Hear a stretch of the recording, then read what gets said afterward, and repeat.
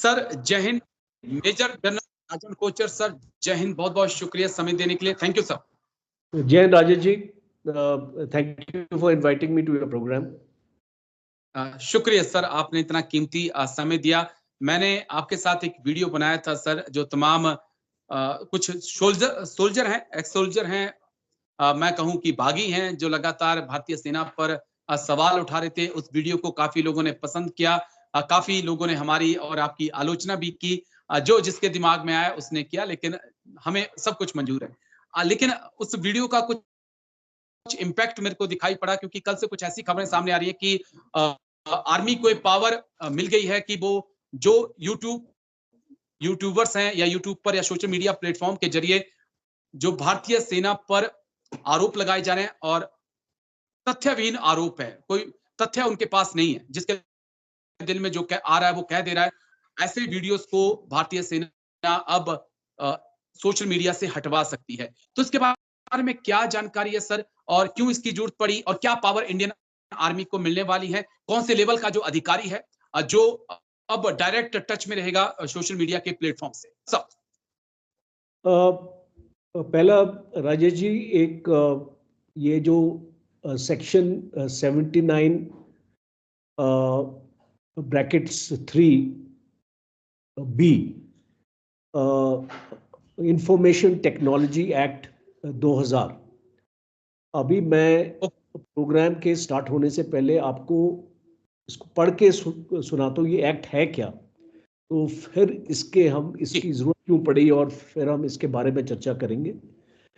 Upon receiving actual knowledge or on being notified by the appropriate government or its agency that any information, data or communication link residing in or connected to a computer resource controlled by the intermediary is being used to commit the unlawful act, the intermediary fails to expeditiously remove or disable access to that material on that resource without vitiating the evidence in any manner.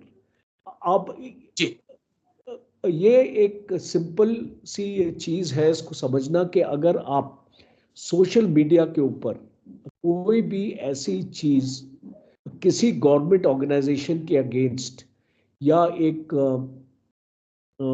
इसको government एक subsidiary organisation के against अगर आप लगाते हैं without any evidence, और आप उस ऑर्गेनाइजेशन का नाम खराब करने की कोशिश कर रहे हैं, उसकी छवि पे नुकसान पहुंचा रहे हैं, तो आपके अगेंस्ट एक्शन लिया जा सकता है। और पहली बार इस एक्ट ने फौज को राइट दिया है कि वो डायरेक्टली इंटरमीडिएटरी को इन्फॉर्म करे और उसको हिदायत दें कि ये जो आपका वीडियो है या आपने जो यूट्यूब पे लगाया हुआ है, आप इसको तुरंत डिलीट करें। पहले क्या होता था कि फौज को रिपोर्ट करना पड़ता था, एक प्रोसेस होता था, एक आईटी मिनिस्ट्री में एक डिपार्टमेंट है, वहां पे इसकी जानकारी उनको देनी पड़ती थी और वो डिपार्टमेंट फिर वो एक्शन लेता था। तो पहली चीज समझने वाली है कि अभी फौज को ये डायरेक्ट अधिकार दे दिया गया है कि अगर उसको लगे, अगर फौज को लगे कि कोई ऐसी चीज सोशल मीडिया में सर्कुलेट हो रही है जिसका कोई तथ्य नहीं है, कोई एविडेंस नहीं है और कोई भी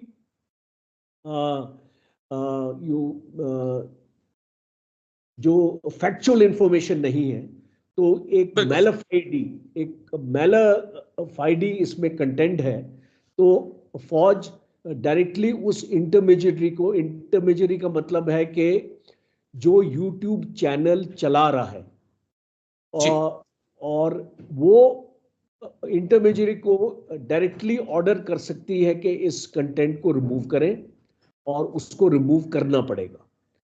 अगर वो रिमूव नहीं करेगा तो फिर उसको जो इंडियन पिनल कोड के तहत उसके अगेंस्ट एक्शन लिया जा सकता है, और आईटी एक्ट के तहत। और आईटी एक्ट में तो आप जानते हैं कि बहुत ही स्ट्रिक्ट प्रोविजन होता है, तो उसमें तो बेल भी नहीं है ना, उसमें तो बेल भी नहीं मिलती।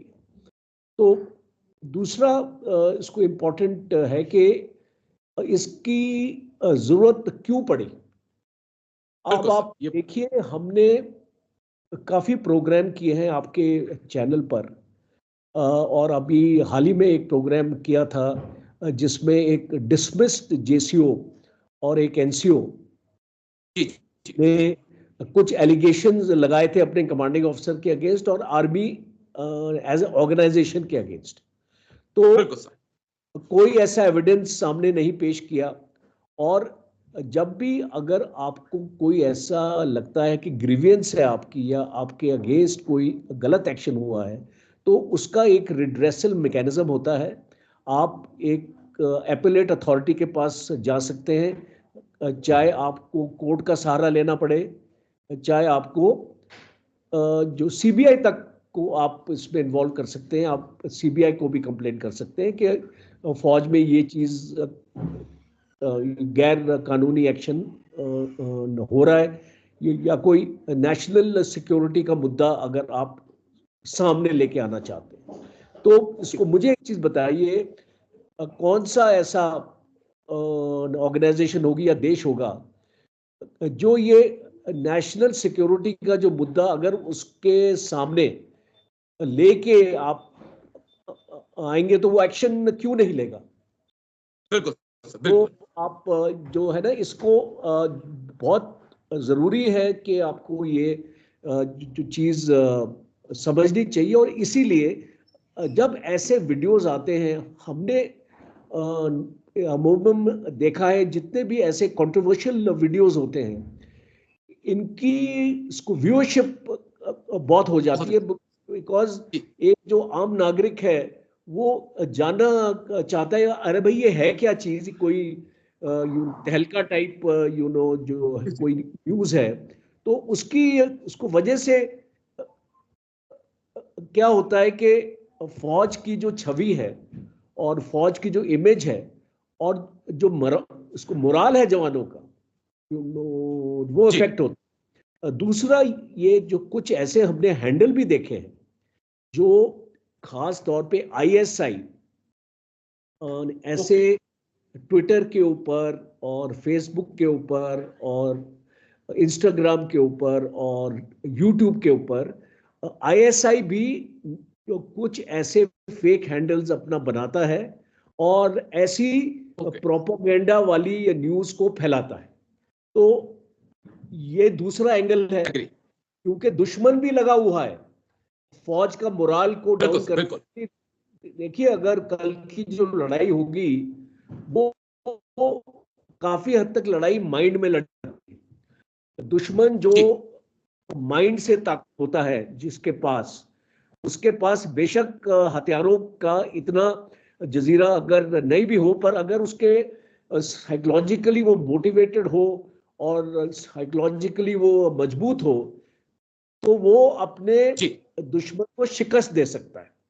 तो इसीलिए मैं ये मानता हूं कि फौज का मोराल, फौज का माइंडसेट और फौज की ताकत को कोई भी कमजोर करने की कोशिश करेगा तो गवर्नमेंट उसको एक मुंहतोड़ जवाब देगी। गवर्नमेंट नहीं, अब मुझे लग रहा है एक जो चीजें मैं आपसे समझ पाया बहुत अच्छे से, और जो मैं अपने व्यूअर्स को समझाना चाहूं, तो अगर यूट्यूब, फेसबुक, इंस्टाग्राम, किसी भी सोशल मीडिया के प्लेटफॉर्म पर कोई ऐसा वीडियो जो फैक्चुअल नहीं है, फैक्ट के तौर पर नहीं है और भ्रामक है, तथ्य नहीं है उसमें, तो उसको अब हटाया जा सकता है। आर्मी खुद उस वीडियो को हटाने के लिए कह सकती है, और उसके बाद भी अगर वो वीडियो नहीं हटाया जाएगा तो फिर उसे कोर्ट तक ले जाया जा सकता है। आई एम करेक्ट सर, मैं सही हूं? ये पावर मिल गई आर्मी। ओके, कौन लेवल का कौन से रैंक का अधिकारी जो है सर अब ये पूरे इस स्ट्रक्चर को देखेगा? और दूसरा पॉइंट, क्या इम्पैक्ट इसका लगता है आपको कि आने वाले वक्त में होगा कुछ? क्योंकि जो यूट्यूबर्स हैं उनको लगता है कि ऐसा मुद्दा, संवेदनशील मुद्दा उठाओ और फिर लाखों अरबों लाखों करोड़ों की व्यूअरशिप पाओ, तो कुछ लगता है आपको इम्पैक्ट पड़ेगा इसका? देखिए, एक फौज में इसका नोडल ऑफिसर है, उसकी अपॉइंटमेंट है एडीजी स्ट्रेटेजिक कम्युनिकेशन। और ओके सर। जो एडीजी स्ट्रेटेजिक कम्युनिकेशन है वो नोडल ऑफिसर रहेगा इस आईटी एक्ट को इम्प्लीमेंट करने के लिए। दूसरा इसको ये है कि अभी हम देखते हैं कि फौज क्या एक्शन लेती है। ये 24 अक्टूबर का ऑर्डर है और 24 अक्टूबर ऑर्डर के बाद मेरी जानकारी अभी तक ये है कि अभी तक फौज ने इसके ऊपर कोई एक्शन नहीं लिया है। कोई भी जी। ऐसा यूट्यूब आइडेंटिफाई नहीं किया है जो इसके दायरे में आता है। तो हो सकता है कि कुछ दिनों में फौज इसके ऊपर एक्शन ले। और दूसरा इंपॉर्टेंट ये है कि ये एक आईटी एक्ट है जो बहुत स्ट्रांग होता है। एक आईटी एक्ट जो है आपका, वो गवर्नमेंट ने इसीलिए ये 2000 में ये आईटी एक्ट निकाला था और इसकी अमेंडमेंट्स भी हो रही है लगातार और इसका जी। पार्लियामेंट में भी चर्चा हो रहा है। बिकॉज हम इसका सेडिशन के जो कुछ वीडियोस हैं जो रिलीजियस माइनॉरिटीज और इस तरीके के लोगों को उकसाते जी। हैं, तो जो उन वीडियोस का भी संज्ञान गवर्नमेंट इसको लेती है इस आईटी एक्ट के तहत। तो मुझे जी। ये लगता है कि अगर फौज इस पे कार्रवाई करेगी तो काफी हद तक हम ऐसे यूट्यूबर्स को रोक पाएंगे जो कोशिश कर रहे हैं कि फौज का मोराल डाउन करने के लिए। जी, बस एक आखिरी सवाल सर, क्योंकि एनएसए डोभाल का भी हाल ही में बयान आया था सोशल मीडिया को लेकर। उन्होंने कहा था कि अब सोशल मीडिया अपने डाउनफॉल की तरफ जा रहा है। एक वक्त था 4 से 5 साल पहले एक अल्टरनेटिव मीडिया बनकर आया था सोशल मीडिया, और लोग एक ट्रस्ट कर पा रहे थे सोशल मीडिया के ऊपर, क्योंकि जो मेन स्ट्रीम मीडिया है, जिसे गोदी मीडिया भी कहा जाता है, वो खबरों से कहें ग्राउंड जीरो से हट गया था। लेकिन क्या ऐसे यूट्यूबर्स के कारण अब यूट्यूब पर, सोशल मीडिया पर भी लोगों का विश्वास कम हो रहा है सर? देखिए, जो इसे कैसे देखते हाँ, जो एनएसए डोभाल ने एक्चुअली बोला है, काफी हद तक उसमें सच्चाई है। क्योंकि अब इतनी फेक न्यूज आ गई है, अब लोगों जी। को डिफरेंशिएट करना कि ये सही न्यूज है या फेक न्यूज है, ये बहुत मुश्किल हो गया है। और एक और हम गलती इसको करते हैं कि हम बहुत जल्दी एक न्यूज को वायरल करते हैं, उसको फॉरवर्ड करते हैं। जी। आपके व्हाट्सएप पे एक न्यूज आती है और हम में से ही कई लोग हैं जो उस न्यूज को ठीक तरीके से समझे बिना वो उसको दूसरे व्हाट्सएप ग्रुप में फॉरवर्ड करते हैं और जी। इसी तरीके से ये फॉरवर्ड होता रहता है और ये न्यूज फैलती रहती है और फेक न्यूज होती है। बाद में अगर ये पता भी चले कि ये न्यूज फेक है, तो एक फेक न्यूज का फॉरवर्ड इतनी तेज नहीं होता है। मींस आप जो उसकी जानकारी आप देना चाहते हैं कि ये न्यूज फेक है, उसका फॉरवर्ड आप नहीं करते हैं।